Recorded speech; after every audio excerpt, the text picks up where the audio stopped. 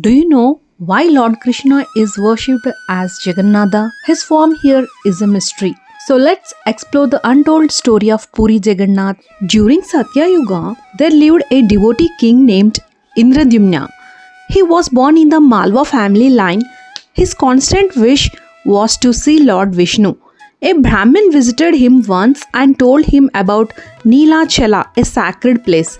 As per the Brahmin's further information, a beautiful deity of the Supreme Personality of Godhead, Neelamadhava, was being worshipped on top of Neelachala, the Blue Mountain. It was surrounded by a thick forest, and whoever took darshan of this deity got liberated. Hearing this, the king became very happy. From a group of his best men, he selected a Brahmin named Vidyapati and ordered him to explore Neelachala to gather more information about Neelamadhava. Vidyapati was excited and happy. He was so deep in thoughts of Lord Vishnu that he was neither hungry nor thirsty throughout his journey to Neelachala. After crossing river Mahanadi, Vidyapati met a sabar, a tribal named Vishwavasu, who was returning home after worshipping Neelamadhava.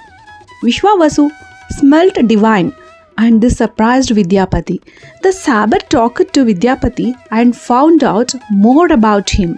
Later, Vishwavasu invited the Brahmin to his place and offered him prasad. However, Vidyapati did not want to eat anything before he saw Lord Neelamadhava. First, Vishwavasu hesitated to show the place to Vidyapati. After repeated requests, the sabar finally led Vidyapati into a dark forest and toward the mountain top. After a night-long walk, they reached the Neelachala Dham at dawn. The deity of the Lord sat on a throne in a grove.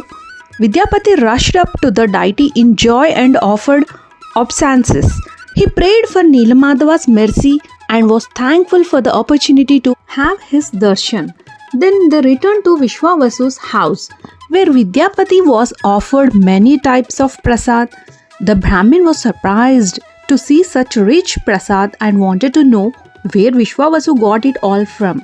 Vishwavasu then explained that the rich bhoga was offered to Lord Neelamadhava by the demigods headed by Indra, who visited Neelachala Dham every day.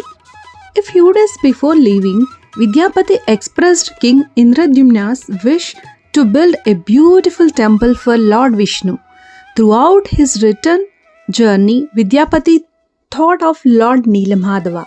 On returning, Vidyapati gave King Indradyumna a fresh garland, prasad from Sri Neelamadhava. The king became jubilant after receiving it and prayed to Lord Vishnu. All the people there relished the sight of the king, thus expressing his pure love of Lord Vishnu. Vidyapati then told the king about his entire journey and described the beautiful appearance of Neelamadhava seated in Ananta Shesha along with his eternal consort of Lakshmi.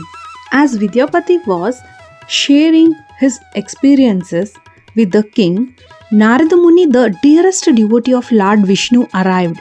Seeing him, Indradyumna became happy and welcomed him with great respect. Narada Muni was happy with the king's hospitality and blessed him. The king told Narada Muni that he wished to build a grand temple for Lord Neelamadhava and requested his help.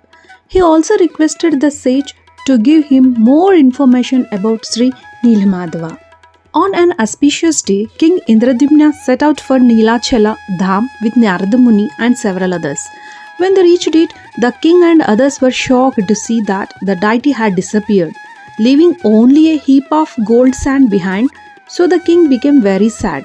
Just then, a divine voice from above said that the king would get the Lord's darshan but in a different form. Narada Muni instructed Indradyumna to perform 1,000 Ashwamedha fire sacrifices. The king performed the sacrifices and built a grand temple for the Lord. After the yajnas were over, it was revealed to the king that Lord Vishnu would appear in the form of a dharu, sacred log, or Daru Brahman on the ocean. The sacred log with the markings of a disc a conch, a lotus, and a club appeared on the ocean, but the question was who could carve the deities. The best carpenters were engaged, but their tools kept breaking as they tried to carve. This worried the king and he prayed for a solution. He then heard a voice that said, "An old carpenter will carve the Daru Brahman." One fine day, an old carpenter did come. He promised to finish the work in 21 days. But then the carpenter agreed to work on condition that he would work in a closed room, that he would stop carving and leave if anyone opened the door before 21 days were over. He also warned the king that whoever tried to see him carving would become blind. These conditions were accepted and the carpenter began carving. Everyone could hear the sound of carving every day, tick, tick, tick. But on the 14th day, no one could hear it anymore. People thought that the carpenter had fallen sick. King Indradyumna and Queen Gundicha Devi feared that something had gone wrong inside. The minister warned them not to open the door, but they did it anyway. Since it was only the 14th day, the old man, as per his condition, was gone. Inside the room, there remained 3 deities with neither hands nor legs. The king regretted having caused the carpenter to leave early. Narada Muni appeared at that moment and comforted the king by saying that it was the wish of Lord Vishnu to reveal himself in the form of Jagannatha, Baladeva, Subhadra and Sudarshan. Narada Muni advised the king to invite Lord Brahma and ask him to install the deities, and the king did as advised. In Satya Yuga, people could travel to other planets in the same body. Lord Brahma was happy to visit Nilachala Dham or Sri Purushottama Kshetra. The installation was done on a full moon day in the month of Jyeshtha, May-June month. King Indradyumna was very happy and grateful to have such beautiful deities. To this day, Jagannatha, Baladeva, Subhadra and Sudarshan are worshipped in Nilachala in Sri Jagannatha, Puri, Orissa. Jai Jagannath, what a beautiful story. Keep listening, always keep smiling. This is Lovely Shweta Priya. Thanks for watching.